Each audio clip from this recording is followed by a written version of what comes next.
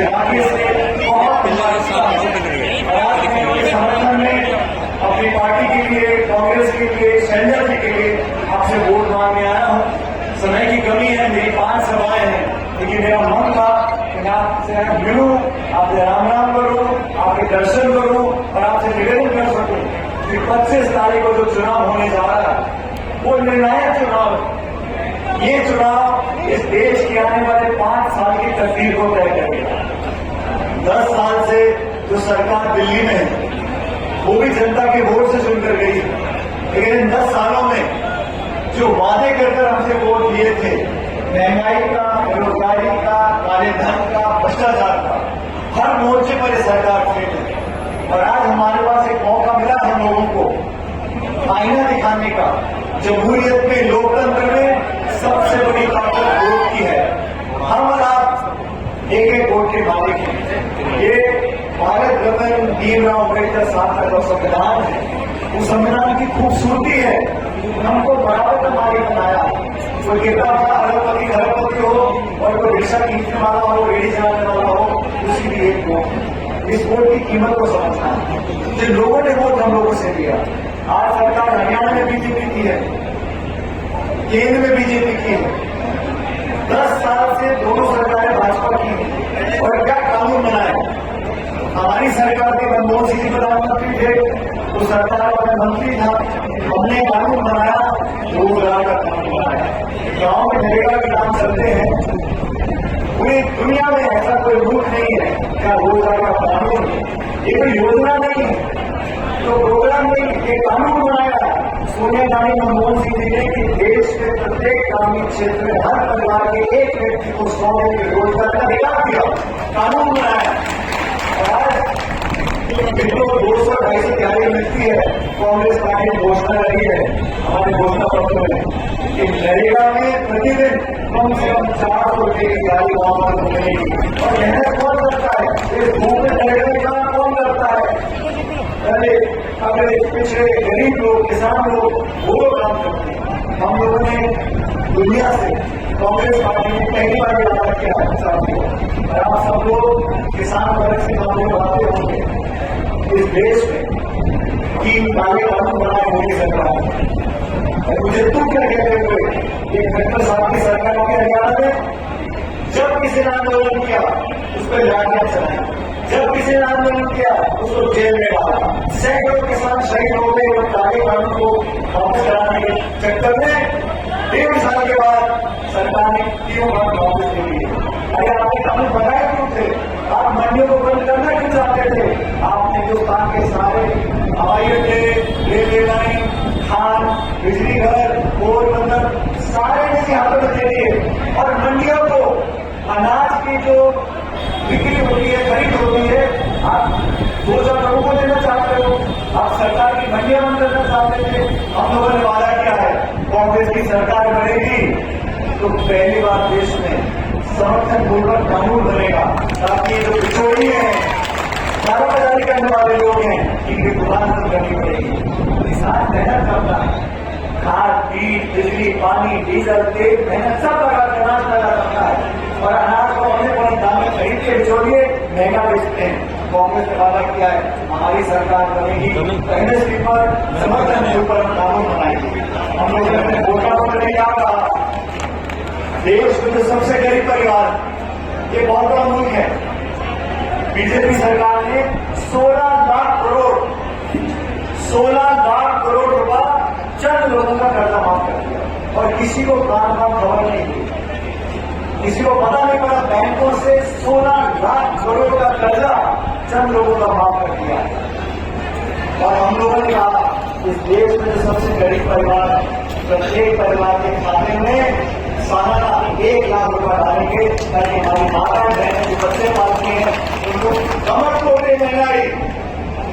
जो गैस का सिलेंडर 2014 में 400 रुपये का था, आज 1,1100 रुपये का बिक रहा। पेट्रोल डीजल 100 रुपये लीटर हो गया। देश में पहली बार पेट्रोल डीजल देसी डीजल महंगा हो गया। इस महंगाई का मुकाबला करने के लिए हमने कहा गरीब परिवार को लाख रुपये प्रतिवर्ष 8,333 रुपये प्रति माह उसके खाते में जमा कराएंगे। बीजेपी के लोगों को बहुत कुछ हुआ, उन्होंने कहा कांग्रेस कांग्रेस पार्टी का घोषणा पत्र आप गरीबों को पैसे कैसे दे सकते हो? जब हमने कहा जब आप चंद लोगों को करोड़पति बना सकते हो, आप करोड़ों लोगों को लखपति बना सकते हो। जो गांव में खेती करते हैं, फिर वो बच्चे पालने के लिए उधार पैसे देने पड़ते हैं, उनकी कौन मदद करेगा? लेकिन मुझे आश्चर्य होता है साहब, 10 साल से बीजेपी की सरकार के मैं आप लोगों से पूछना चाहता हूँ, कांग्रेस पार्टी का मैनिफेस्टो नहीं होता, बीजेपी के मैनिफेस्टो में क्या लिखा है? किसी को पता नहीं। बीजेपी की घोषणा पत्र में क्या है? किसी को मालूम नहीं। आप पूछो महंगाई क्यों बढ़ गई, बेरोजगारी क्यों हो रही है, तो भाजपा का जवाब आता है हिंदुस्तान पाकिस्तान, हिंदू मुसलमान, मंदिर मस्जिद। और क्या भाषण दे रहे कि कांग्रेस की सरकार बन गई तो आपके मंगलसूत्र छीनेंगे। मुझे बड़ी हंसी आती है, इतने जिम्मेदार लोग बैठे लोग कहते हैं तुम्हारे गांव में गेट में 2 भैंसें बन रही है तो एक भैंस छीन लेंगे। लोगों को डरा रहे हैं, झूठ फैला रहे हैं। हम लोगों ने इतना कहा कि आपकी 10 साल से सरकार है, प्रदेश में सरकार आती है, केंद्र सरकार आती है, और मैं पूरे प्रदेश में घूमा, पूरे देश में घूमा, उड़ीसा में था, वहां के लोग मन बना चुके हैं कि सरकार तो कांग्रेस पार्टी की नहीं।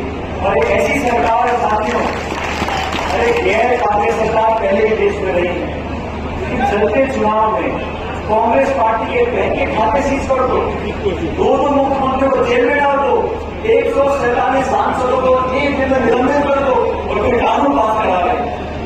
जो संस्थाएं देश में है उनको कमजोर किया जा रहा है। निर्वाचन आयोग है, न्यायपालिका है, मीडिया है, 75 साल से अलग अलग सरकारों ने इन संस्थाओं को पोषित किया, को मजबूत बनाया। आज आपने देखा चंडीगढ़ के चुनाव का माहौल था, उस चुनाव में निर्वाचन अधिकारी खुद बैठ के वोटों को खड़ा कर रहा, तो कैमरे में पकड़ा गया, सुप्रीम कोर्ट ने दस्तक देकर न्याय मामला लगाया। इस सरकार को बदलने का समय आ गया है और हरियाणा में चुनाव आने वाले हैं। हरियाणा में सरकार कांग्रेस पार्टी की बनने जा रही है।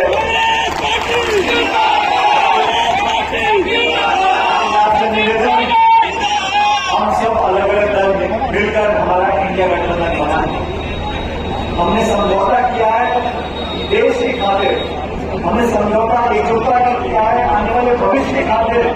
इस देश के संविधान बरकरार रहे, इस देश में गरीबों को, दलितों को, आदिवासियों को, पिछड़ों को आरक्षण मिलता है। ऐसा मुझे बताओ, बार बार बीजेपी के बड़े नेता के बोलते हैं हम संविधान से छेड़छाड़ नहीं करेंगे, हम आरक्षण से छेड़छाड़ नहीं करेंगे। मैं पूछना चाहता हूं, आपको बार बार खंडन करने की नौबत क्यों पड़ी? ये आवाज कांग्रेस ने नहीं उठाई, बीजेपी के जिम्मेदार लोगों ने बोला, और इसीलिए डरने के मारे भाजपा के नेता बार बार खंडन कर रहे हैं। 400 तो राजीव गांधी के पास थे सांसद, कभी आपने सुना राजीव गांधी जी को बोलते हुए कि आरक्षण से छेड़छाड़ नहीं करूंगा, संविधान से छेड़छाड़ नहीं करूंगा?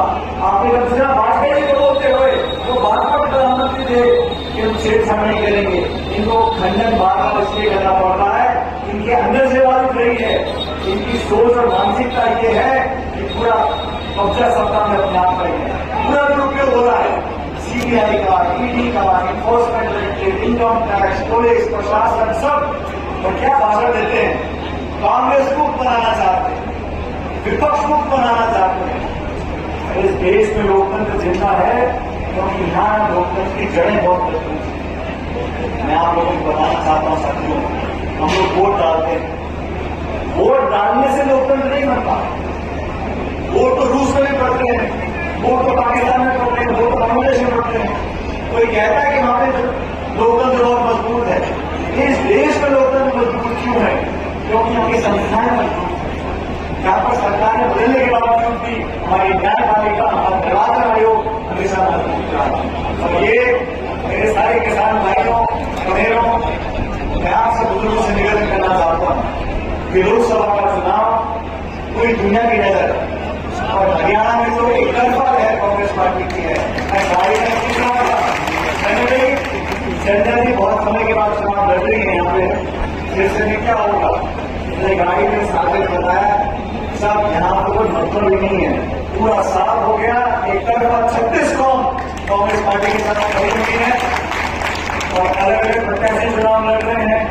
भारतीय जनता पार्टी। गांव में लोग घुसने नहीं दे रहे, महंगाई बढ़ा दी, बेरोजगारी बढ़ा दी, और ऊपर से किसानों पे लाठी गोली चलाई आपने। किसान आंदोलन करते थे, उनकी बात सुनने के बजाय आपने पूरी ताकत लगाकर केस कर दिए, हजारों नौजवान पे केस कर दिए। ऐसी सरकार का जाना तय है। और घमंड इतना है, अहंकार इतना है, 300 पार, 400 पार, 500 पार।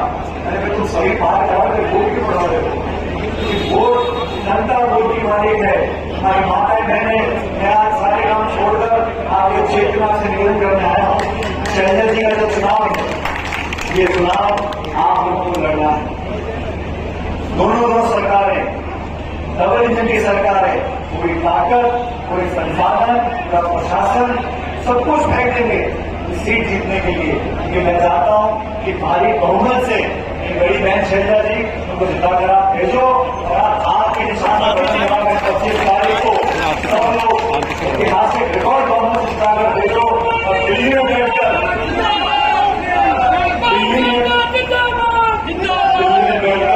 शैलजा जी जैसे पहले आप लोगों की सेवा करती आई, उससे दुगनी ताकत से आप लोगों के काम होंगे, आपकी सेवा करेंगे। और 4 जून को मतगणना होगी साथियों। ये कुछ मर्जी बोलते करें, लेकिन सरकार बनी की कांग्रेस की इंडिया अलायंस की 2004 में वाजपेयी प्रधानमंत्री थे, और उसने नारा दिया था इंडिया शाइनिंग हो रहा है, इंडिया शाइनिंग हो रहा है। और 2004 में जब चुनाव हुए, जब परिणाम आए, तो सरकार कांग्रेस पार्टी की बनी और हमारी कांग्रेस सरकार दोबारा बनेगी 20 साल के बाद।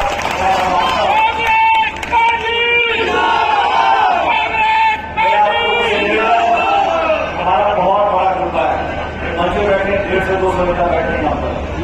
हमारा बहुत बड़ा परिवार है, और जब इतने सारे बर्तन इकट्ठे हो तो छोटे छोटे टिकट होती रहती है। लेकिन इन सब बातों को भूलो कि बड़ा चुनाव है, देश का चुनाव है, शैलजा जी का चुनाव है। ये सारे मंच बैठे लोग हम सब हाथ के निशान के पंजे पर अपनी मोहर लगवाएंगे। और मैं आप लोगों से अंत में यह आश्वासन चाहता हूं, इससे पहले मैं उनकी सभा में जाऊं।